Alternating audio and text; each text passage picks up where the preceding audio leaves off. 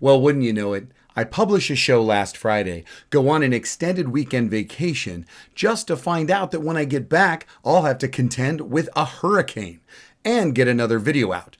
But the show must go on.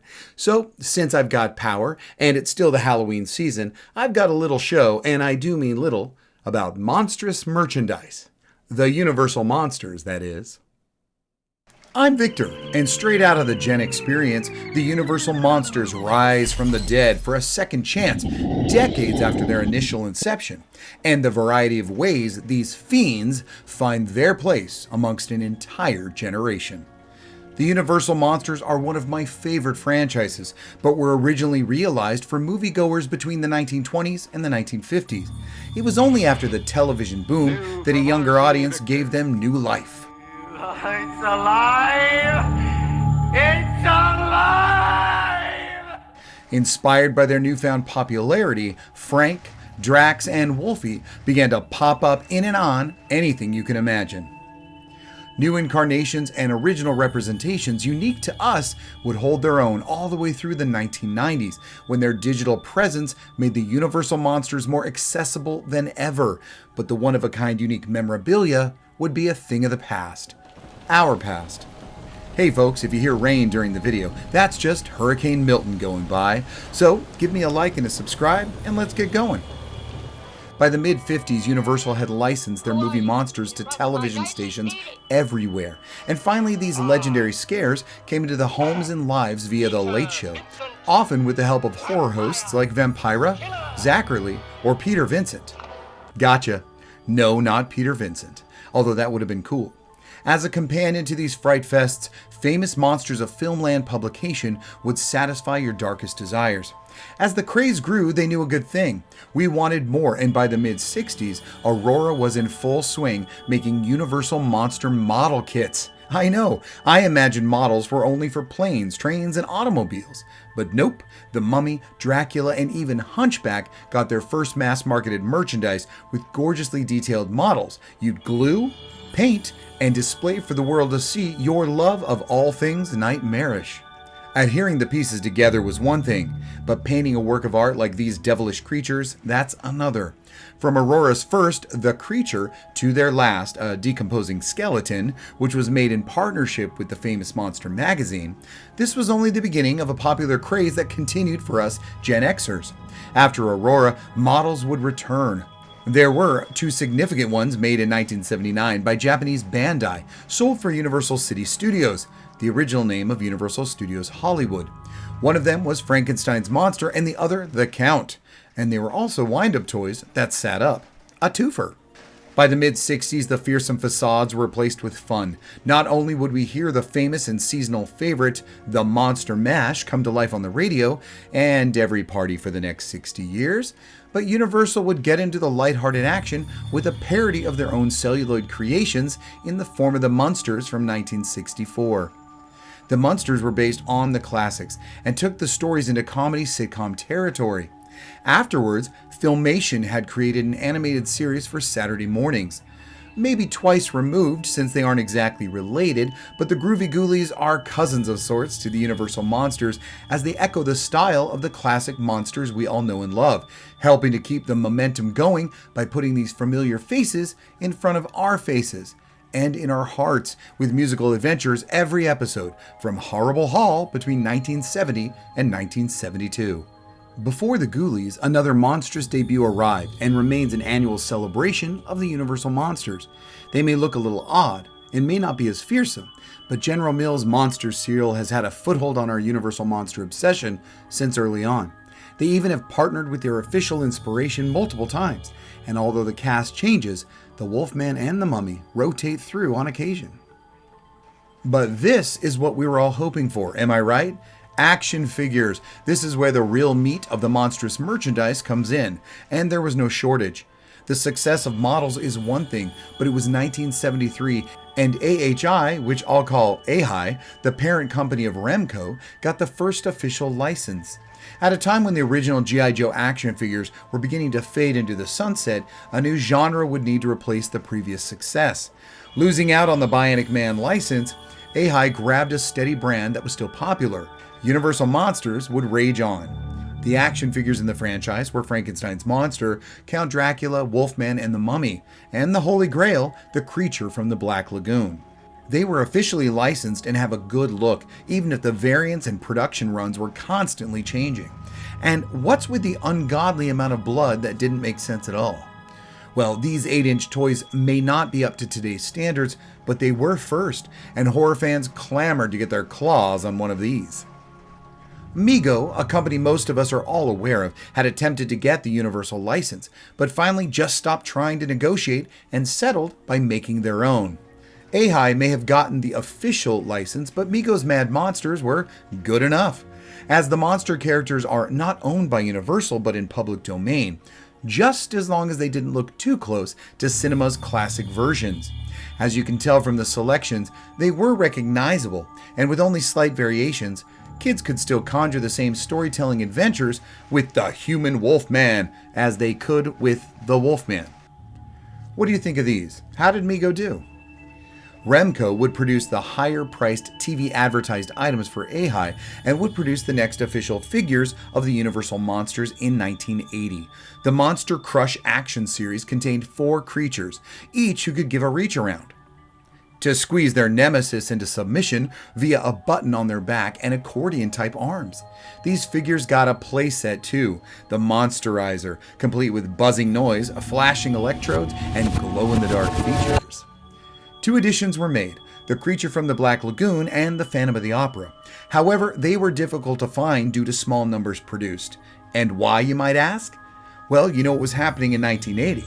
Star Wars had made it very difficult by this time to compete outside of the new and popular 3 3/4 inch action figures.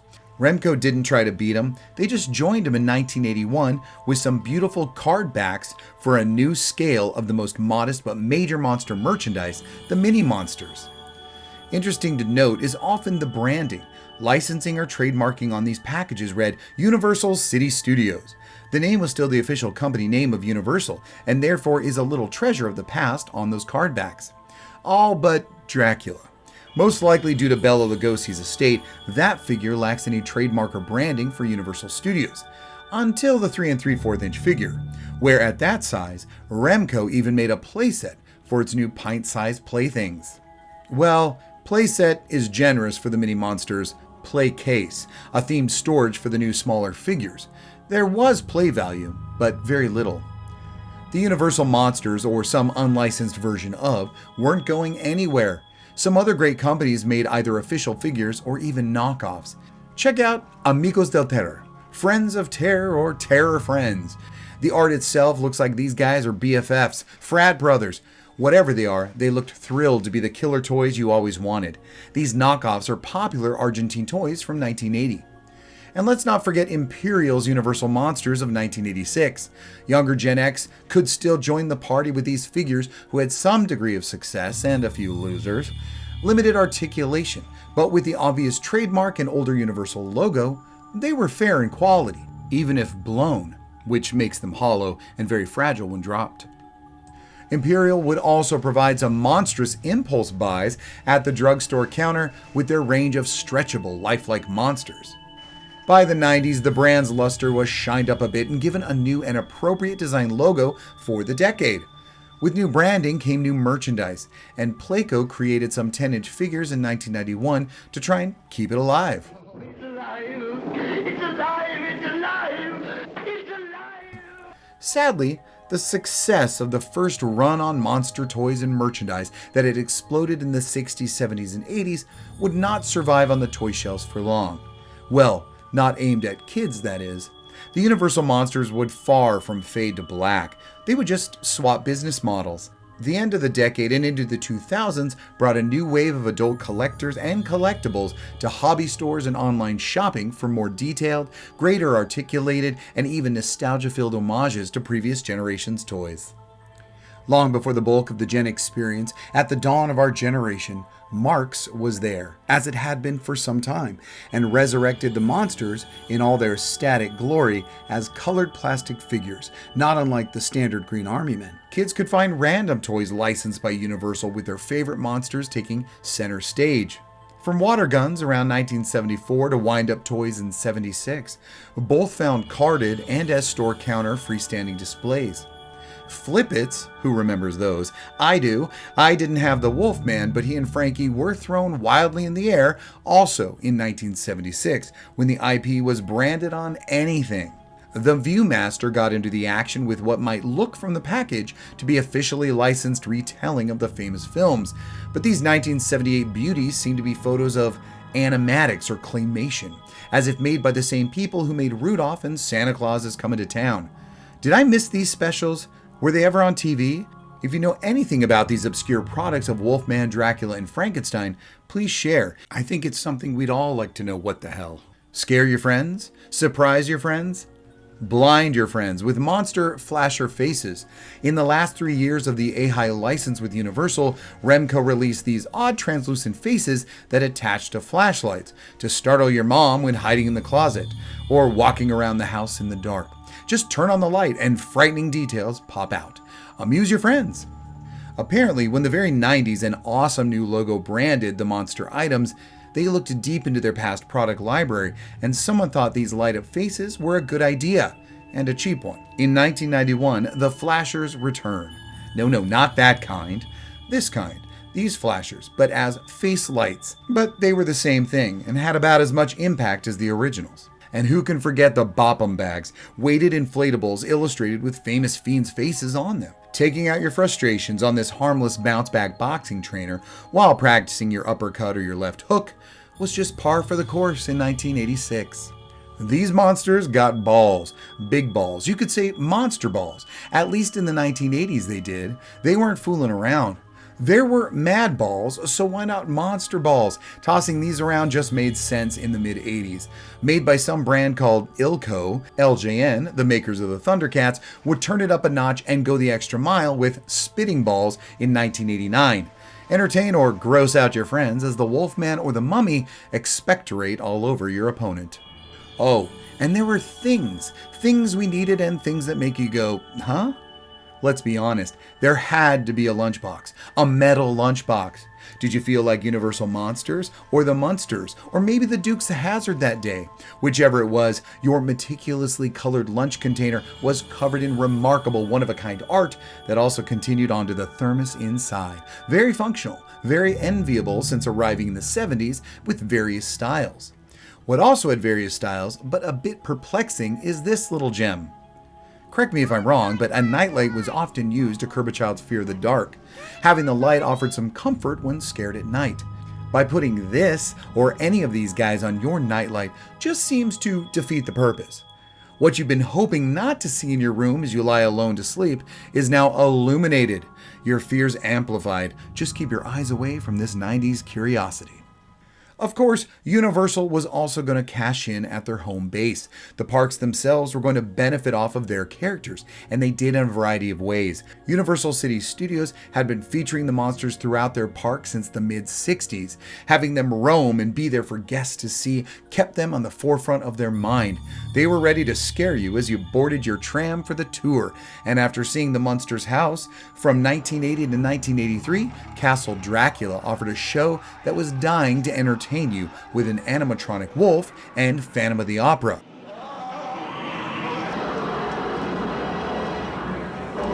Yes, even I was incarnated here.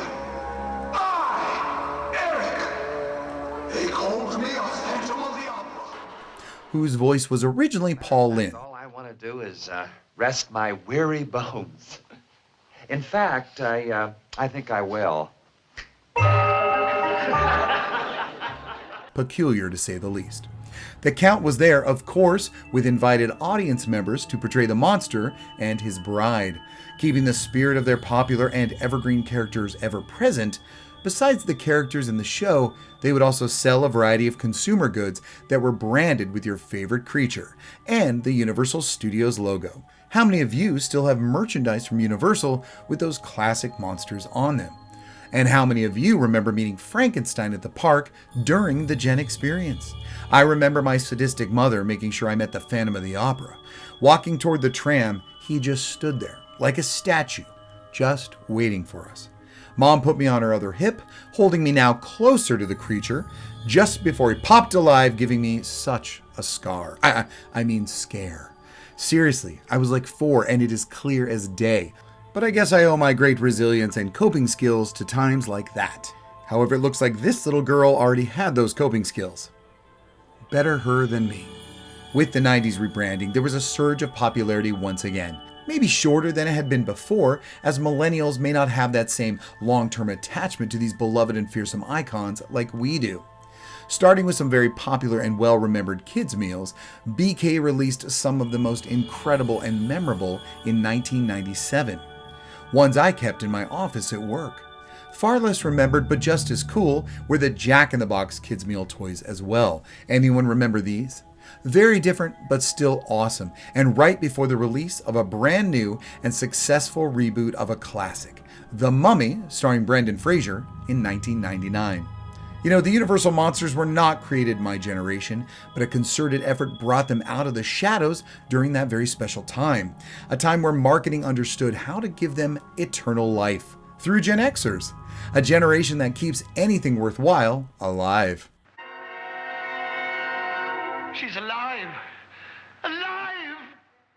As the 90s closed, there would be handheld video games and even Game Boy cartridges that the younger generation would be enjoying. But the legacy wouldn't end there. Not with Epic Universe Theme Park and the Dark Universe debuting in 2025. Long after we're gone, they'll still be talking about and creating new content for these legendary characters of the silver screen. The Universal monsters got a second birth during the Gen experience, and because of it, they will live on and hopefully in some monstrous merchandise still to come. Thank you for joining me today, and always, your like and subscribe is always a big help, but stick around and watch some other great content from the channel, from the generation that gave us The Monster Squad. the Gen experience. Until next time.